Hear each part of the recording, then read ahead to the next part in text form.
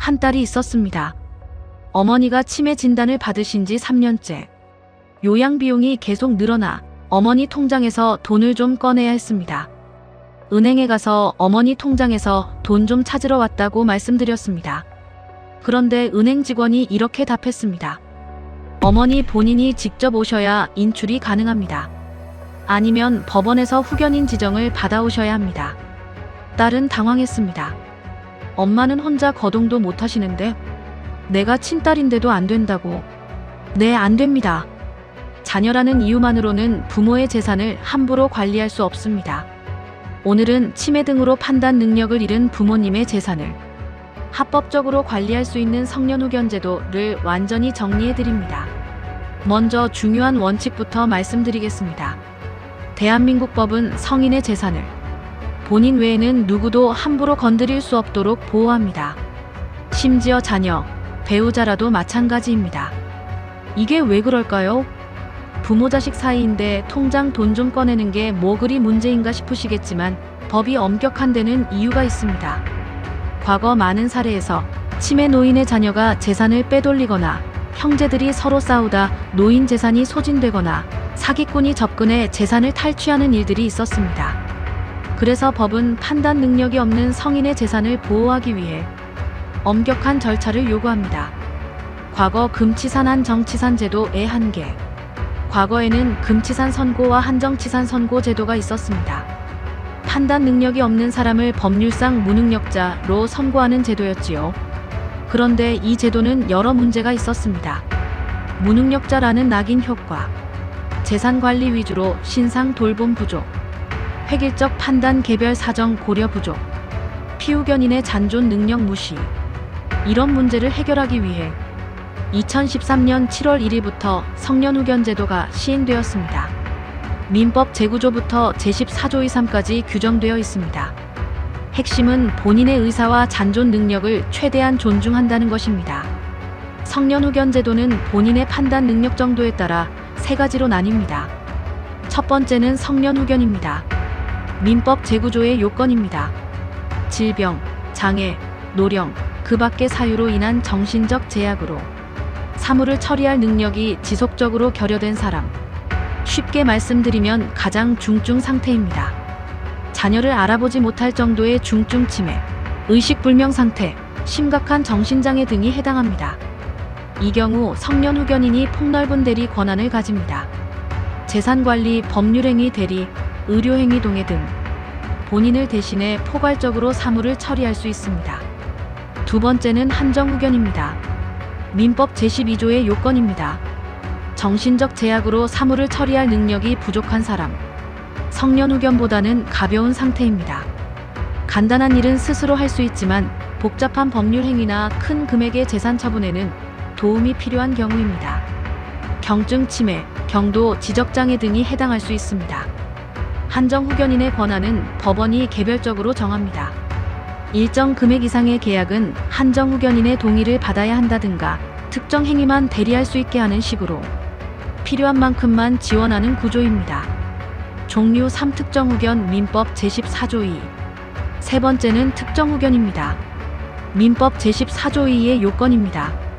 일시적 후원 또는 특정한 사무에 관한 후원이 필요한 사람.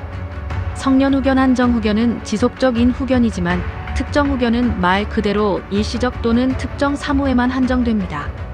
예를 들어 특정한 부동산 매매나 소송 등 한 건의 사무만을 위해 임시로 후견인을 두는 것입니다. 평소에는 본인이 대부분 사무를 처리할 수 있으나 특정 사안에서만 도움이 필요한 경우에 적합합니다. 세 가지 비교 정리.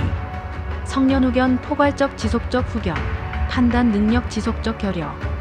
한정후견 개별적 지속적 후견, 판단 능력 부족. 특정후견 일시적 개별 사무 후견, 일시적 도움 필요. 그리고 또 하나, 본인이 건강할 때 미리 후견인을 지정해두는 임의후견도 있습니다. 치매 등이 걱정되시면 사전에 계약으로 후견인을 정할 수 있습니다. 그럼 실제로 후견을 신청하는 절차는 어떻게 될까요? 민법 제9조 제1항에 따라 다음 사람들이 청구할 수 있습니다. 본인, 배우자, 사촌 이내의 친족 자녀, 부모, 형제자매, 조카 등, 미성년 후견인 및 감독인, 한정후견인 및 감독인, 특정후견인 및 감독인, 검사, 지방자치단체장, 가족이 없는 경우를 대비해 검사나 지방자치단체장도 청구할 수 있도록 했습니다. 친구, 이웃, 요양시설 원장 등은 직접 청구권이 없으므로 이런 경우는 지방자치단체장을 통해 요청해야 합니다. 신청 장소와 필요 서류. 신청은 본인의 주소지를 관할하는 가정법원에 합니다. 필요 서류는 다음과 같습니다. 성년후견 개시 심판 청구서, 사건 본인 기본 증명서 및 가족관계 증명서, 청구인과 사건 본인의 주민등록표 등 초본, 후견 등기 사항부 존재 증명서, 진단서 또는 의사소견서, 정신상태 증명, 재산 목록 및 증빙. 중요한 점 하나. 가사소송법 제45조 2에 따라 가정법원은 후견 개시 심판 시 반드시 의사에게 정신상태 감정을 의뢰해야 합니다. 이미 충분한 진단서나 의무기록이 있는 경우는 생략되기도 하지만 원칙적으로 법원이 지정한 의사의 감정이 필요합니다. 감정 비용은 수십만 원에서 100만 원 이상 들 수 있습니다. 이 비용은 신청인이 부담하는 것이 일반적입니다. 후견 개시 심판까지는 보통 3개월에서 6개월 정도 걸립니다. 복잡한 사안은 1년 이상 걸리는 경우도 있습니다. 비용은 인지대, 송달료 등 법원 비용과 의사 감정료 그리고 변호사를 선임하시면 변호사 비용이 추가됩니다. 변호사 선임 시 일반적으로 300만 원에서 500만 원 선이 많습니다. 후견인이 되면 어떤 권한과 의무가 있을까요? 재산관리 권한. 성년후견인은 피후견인의 법정 대리인이 됩니다. 민법 제938조에 따라 피후견인의 재산을 관리하고 법률행위를 대리할 수 있습니다. 구체적으로 다음과 같은 일들이 가능합니다. 통장 관리, 현금 인출, 부동산 임대 관리, 세금 납부, 공과금 처리, 생활비 지출, 의료비 결제, 보험 가입 해지. 그런데 모든 것을 후견인 마음대로 할 수 있는 건 아닙니다. 중요한 재산 처분 등에는 법원의 허가가 필요합니다. 부동산 매매나 처분, 담보 설정, 큰 금액의 차입, 상속 포기나 유산 분할 협의. 이런 행위들은 후견인이 마음대로 할 수 없고 피후견인의 복리를 위한 행위인지 법원이 심사합니다. 무단으로 처분하면 법적 처벌을 받을 수 있습니다. 신상보호 권한. 후견인은 재산관리뿐 아니라 신상보호도 담당합니다. 의료, 요양, 거주지 결정 등입니다. 법원이 권한의 범위를 구체적으로 정해줍니다. 중대한 의료행위 수술 등에 대한 동의는 피후견인의 복리를 위한 것이어야 하며 본인의 의사를 존중해야 합니다. 민법 제947조는 후견인의 가장 근본적인 의무를 규정합니다. 성년 후견인은 피성년 후견인의 재산 관리와 신상 보호를 할 때 여러 사정을 고려하여 그의 복리에 부합하는 방법으로 사무를 처리하여야 한다. 후견은 후견인의 편애를 위한 제도가 아니라 피후견인의 복리를 위한 제도입니다. 이 점을 잊으시면 안 됩니다. 후견 제도를 이용하실 때 실무적으로 주의하셔야 할 점들을 정리해 드립니다. 주의 일가족 간 갈등, 후견인 선임 다툼. 첫째, 형제자매 간 갈등이 가장 큰 문제입니다. 누가 후견인이 될 것인가를 놓고 가족이 소송까지 하는 경우가 많습니다. 대법원 2020수 647 결정 사례를 예로 들 수 있습니다.